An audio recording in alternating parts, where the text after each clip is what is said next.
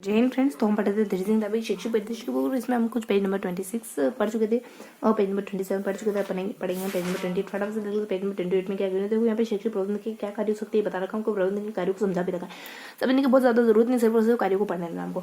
ठीक है, तो फटाफट से देख लेते हैं कि शिक्षक प्रबंधन की क्या क्या कार्य हो सकते हैं। तो इसको ध्यान रखेंगे अपन के मेन फंक्शन हो सकते हैं, सहायक फंक्शन हो सकता है, नियोजन करना, संगठन करना, स्टाफ करना, संचालन करना, समय करना, अभिप्राय करना, नियंत्रण करना, सदस्य वाहन संगठित करना, नियोजन संचालन करना, नवाचार अभिप्राय करना, प्रतिनिधित्व करना। तो प्रमुख कार्य हो सकते हैं नियोजन करना, संगठन करना और कुछ अपने समन्वय। दो ही पॉइंट है क्या प्रमुख?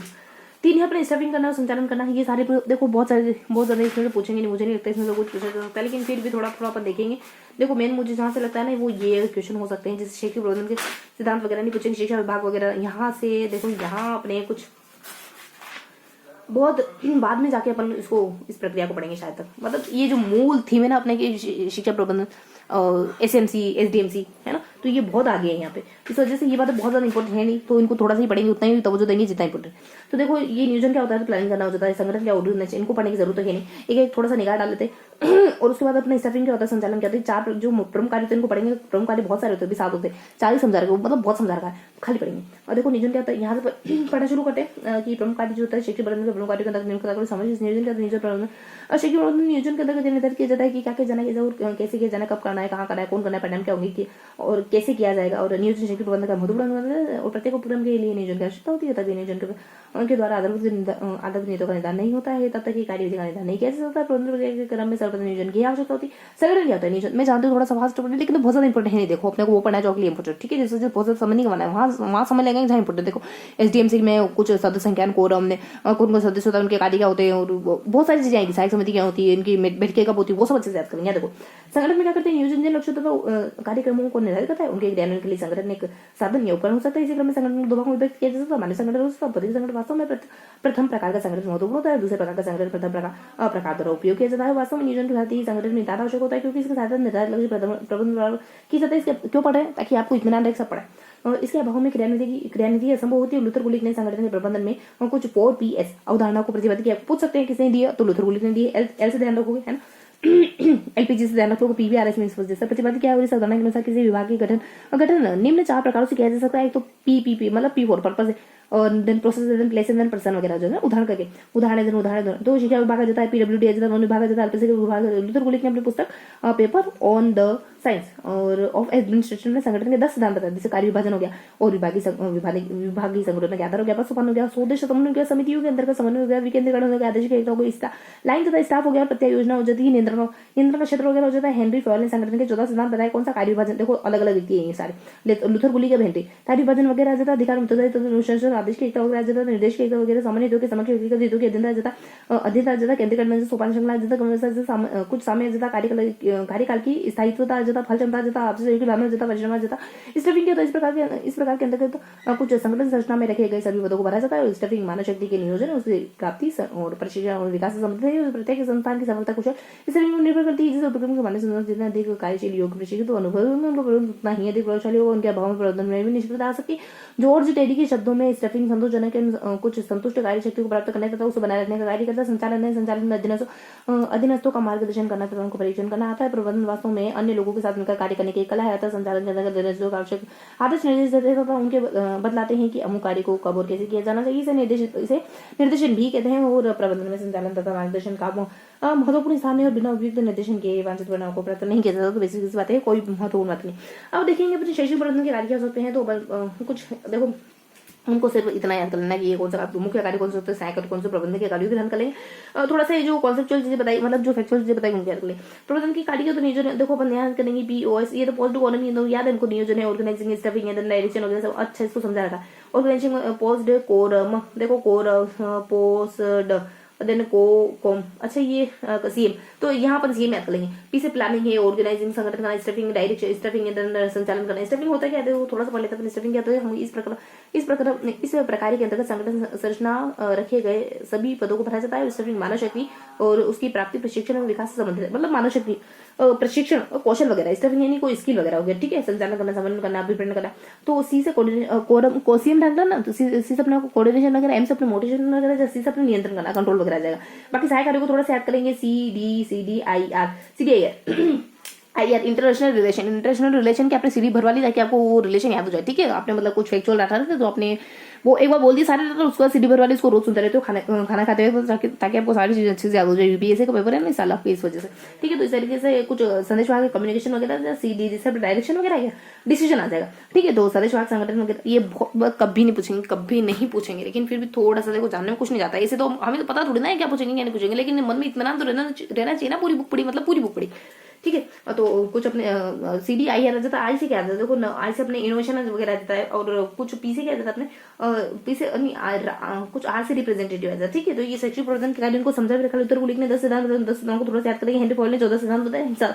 इन सिद्धांतों को थोड़ा सा देखने की जरूरत है। और अपने लूथर को लिखने जो एस पी की जो अवधारणा दी है ना, उसने निम्न 4 प्रकार से किया जा सकता है। किसी भी इस अवधारणा किसी भाग का कथन निम्न 4 प्रकार से किया जा सकता है, ठीक है। तो 3 कॉन्सेप्ट देख लेते हैं, दो गुथी के और एक हेनरी का है ना, लूथर गुली के हेनरी। इस तरीके से अपन कुछ बातें ध्यान रखेंगे। तो P4 पर्पस है, प्रपोज है ना, पर्पस उद्देश्य आपने प्रपोज करा है, प्लेस है पर्सन को, ना किसी प्लेस को, किसी पर्सन को किसी प्लेस पर किसी पर्पस से आपने प्रपोज करा, इस तरीके से ध्यान रखो। और यहाँ पे बस कुछ नहीं है, ये S4 की संकल्पना है। और यहाँ देख लेते हैं place on study of administration करके किताब लिखी है, उसमें 10 सिद्धांत बताए कार्य विभाजन। ये नहीं पूछेंगे, लेकिन फिर भी ध्यान रखेंगे कि लूथर गुली ने 10 सिद्धांत बताए, इसके बेसिक सिद्धांत होंगे। और हेनरी पॉल ने कुछ 14 सिद्धांत बताए, पूछे दोनों के लिए थोड़ा सा पड़ा, ठीक है। तो अपने लूथर गुली की जो S4 की वो प्रपोज है, पर्पस है, प्लेस है और प्रोसेस है, इस तरीके से ना इस तरीके से मोटा मोटी ध्यान रखोगे। कुछ इसी ने 10 सिद्धांत बताए और हेनरी ने 14 सिद्धांत बताए, उनको सिद्धांतों को थोड़ा सा याद रखने की कोशिश करो। 5 में याद रख सकते हो, उनको 7 में याद रख सकते हो। यहाँ पे अपने 5 करके याद रख सकते हैं, यहाँ अपन 7 करके याद रख सकते हो। बेसिक बातें हैं, फिनिश बातें। कार्य विभाजन देखो, कार्य विभाजन करना विभागीय संगठन के आधार पर सोपान उद्देश्य देखो 5 को याद कर लो। उसके बाद समितियों के अंतर्गत समन्वय वगैरह करना, ये सब इसके सिद्धांत के अंतर्गत आ जाते हैं। नहीं पूछेंगे तो कोई मतलब नहीं है। हेनरी फॉल के संगठन के जो 14 सिद्धांत है वो कार्य विभाजन करना, तो खाली इतना ध्यान रखो। हेनरी फॉल ने 7 सिद्धांत बताया, कुछ ने गुथरन के पेपरों ने स्टडी करके कोई बुक लिखी, ठीक है। तो इस तरीके से कुछ भी नहीं पढ़ा, इसको याद कर क्या पढ़ा हमने दोनों के साथ। वो थोड़ी सी पी वाली संकल्पना पड़ी है ना, ये 3 व्यक्तियों के नाम पड़े। उसके बाद कुछ महत्वपूर्ण कुछ भी नहीं पढ़ा, कुछ भी नहीं महत्वपूर्ण कार्य सहायक कार्य देखे हमने ना, सहायक कार्य हमने इंटरनेशनल रिलेशन करके याद कर। इस तरीके से हम 2 कॉन्सेप्ट देखे, खाली नाम के देखा। तो इस तरीके से जो भी सहायक कार्य उनको 4 सहायक कार्य तो जाना, और 3 एक व्यक्ति को नाम पड़ा। 4 सहायक कार्य 3 व्यक्ति, 4 सहायक कार्य 3 व्यक्ति, 4 सहायक कार्य, क्योंकि कमिटमेंट कर रखा है हर बार अपन 20 मिनट में देंगे, चीजों को 3 बार दोहराएंगे, उसके बाद नोट्स बनाएंगे। तो अपन अब लिख लेते हैं कि जो भी हमने पेज नंबर यहाँ तो कुछ बताया नहीं, पेज नंबर 28 में देखो कोई भी बात अब मैं क्या बताऊंगी देखो अब आपको, जब नेक्स्ट मॉर्निंग को फेस टू फेस मिलेंगे, अभी भी अपन थोड़ा सा डिस्कस करेंगे, तो मैं क्या बताऊंगी आपको, इसमें कुछ भी नहीं। 1 मिनट का सेशन लेना पड़ेगा मुझे इसके लिए। तो देखो मैं 3 पेज से आगे बढ़ूंगी नहीं, ठीक है। तो अपने कुछ 2 कॉन्सेप्ट यहाँ पे गिवन है, यहाँ पे कुछ इसके कार्य वगैरह बता रखे दोनों प्रकार के। यहाँ पे कुछ क्या कहूँ इसको, इनके शिक्षाविद कह सकते हो ना, शिक्षाविद के बारे में बता रखा थोड़ा सा। तो कार्य क्या हो सकते हैं देखो, ये पोस्ट कोरक तो था ही अपने को, पोस्ट, ठीक है। और सीएम करके, तो अपने सीएम से क्या ध्यान रखा, तो मोटिवेशन करके, सी से अपने समन्वय, सी से देखो, सी से 2 थोड़ा मिस हो रहा है, क्वेश्चन मार्क लगा लेते हैं। यहाँ अपने शिक्षाविदों के नाम देखे तो अपने लूथर गुलिक वगैरह आ जाता है, 2 बार लूथर गुलिक आया, उसके बाद अपने हेनरी करके आ जाता है, ठीक है। तो ये अपने ये दोनों विद्वान है। तो ये अपने कुछ ये ऐसे कुछ संकल्पना बताते हैं ना, पर्पज है, प्लेस है, पर्सन है, पर्पज है, प्रोपज, इस तरीके से। और यहाँ पे इन्होंने ही कुछ 10 सिद्धांत दिए हैं, इन्होंने 14 सिद्धांत दिए। अब कुछ बचा नहीं, हमारे क्वेश्चन मार्क कंप्लीट कर लेते हैं, आगे बढ़ते हैं। विभाजन वगैरह का नहीं, अनुशासन का नहीं था, कंपाल का सामने का मतलब केंद्रीकरण, ये है ना कुछ पूछे जा सकते हैं क्या, मुझे तो नहीं लगता है। तो चलो थोड़ा अपन इनको याद कर ले। कार्य विभाजन है, विभागीय संगठन के आधार पर सोपान उद्देश्य समन्वय समिति के अंतर्गत विकेंद्रीकरण करना, प्रत्यायोजन करना, नियंत्रण का क्षेत्र नहीं पूछेंगे तो ठीक है। तो ये कुछ बेसिक बातें जो थी। यहाँ पे क्या छूट रहा अपने, और सी से क्या अपने समन्वय कोऑर्डिनेशन करना, उसी से नियंत्रण, ठीक है।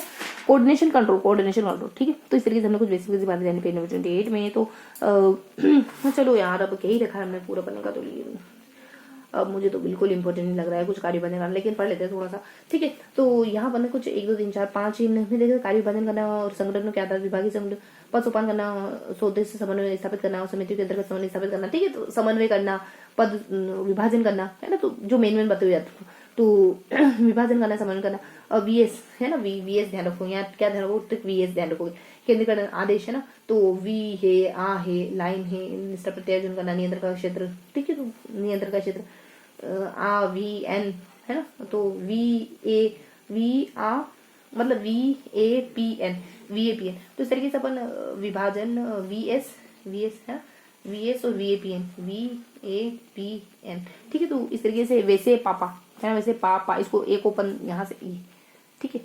तो इस तरीके से समझ लेना, विभाजन करना, समन्वय करना, कुछ आदेश देना, है ना। पी से वे से क्या करना, तो पी से तो अपने आदेश वगैरह देना, वी से तो क्या क्या करना है अपने, तो कोई ये वी से अपने ना विकेंद्रीकरण, अच्छा वी से विभाजन वगैरह हो गया। अच्छा ये है क्या भाई साहब, पी नहीं है, वी है, वापा, वाह पापा, पापा की देखिए पापा हो गया, आप क्या करें, वहाँ तो पापा ही ध्यान रखेंगे। विकेंद्रीकरण हो गया, आदर्श हो गया, पी से पता नहीं क्या हो गया, और ए से क्या है अपने, ए से क्या है अपने नियंत्रण है, पी से प्रत्यायोजन, तो थोड़ा सा अटका लो, नहीं भी याद रहे तो कोई दिक्कत नहीं, कोई दिक्कत नहीं, ठीक है। तो वैसे पापा करके ध्यान रखो, वैसे पापा कह देना अपने को। और इसके बाद इसके भी थोड़ा ध्यान रखो, तो कार्य विभाजन का यही उत्तरदायित्व है, अनुशासन है, आदेश के एकता वगैरह, निर्देश के एकता वगैरह, समन्वितों के साथ समक्ष व्यक्तिगत हितों की अधीनता वगैरह, है ना। ये प्रबंधन के कार्य होते हैं, ठीक है। केंद्रीकरण करना, सोपान क्रम, साम्य, कार्यकाल की क्षमता, आपसे पारिश्रमिकता, ये क्या होते हैं, किसी भी संगठन के 14 सिद्धांत बताएं, ठीक है। तो उनको थोड़ा सा चलो की तरीके से देख लेते, साथ में साथ बना लेते।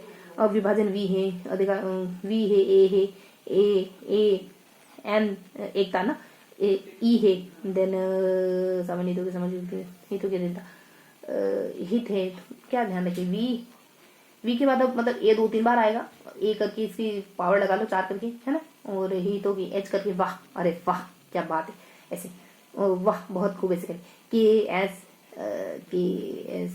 के कार्य क्षमता की केंद्रीकरण, अरे यार ये देखना पड़ेगा, पी ऐसे कि घना प्रश्न, पी के देखो, पी के एस और बी, है ना, पी के एस और बी, इस तरीके थोड़ा ध्यान रख लो, यहाँ दो ट्रिक बनाने की जरूरत तो नहीं, पी के एस बिल्कुल जरूरत नहीं, देखो पी से केस अपना वही क्रम व्यवस्था 2-3 बार आएगा, कार्यकाल की स्थायित्वता, है क्रम व्यवस्था, केंद्रीकरण, ये सब केंद्रीय करके, पी से पहल करना, पारिश्रमिक वगैरह, एस से अपने सामने करके, सोमवार की श्रृंखला करके, बी से अपने भावना, नहीं पूछेंगे सर क्या, मैंने यूं ही आपको बता दिया ताकि ये ना लगे कि अपन कुछ भी नहीं पढ़े, ठीक है।